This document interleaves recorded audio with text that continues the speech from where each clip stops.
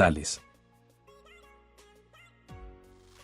En este video vamos a realizar un FRP a un Oppo Reno 7, en la cual usaremos Android Multitool.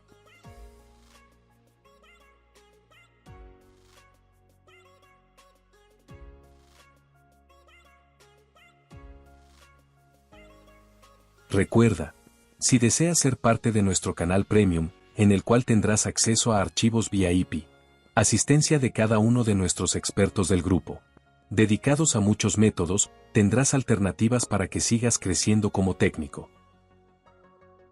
Pueden contactar directamente por Telegram con Tecnólogo79. Él te dará toda la información necesaria. Apagamos nuestro dispositivo por completo.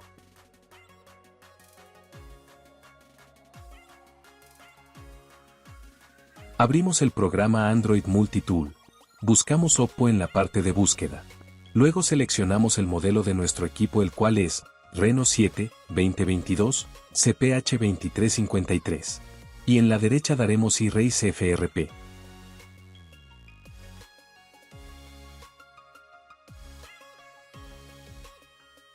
Si quieres mejorar, reforzar o aprender más del conocimiento, te invitamos calurosamente a que te unas a Masterclass, donde podrás ver las clases en directo. O, si no puedes estar en las clases, tendrás acceso a las clases grabadas. Y no perderás la oportunidad de ampliar tus horizontes. Presionamos la tecla de bajar volumen. Y conectamos el cable USB. Y esperamos que termine el proceso.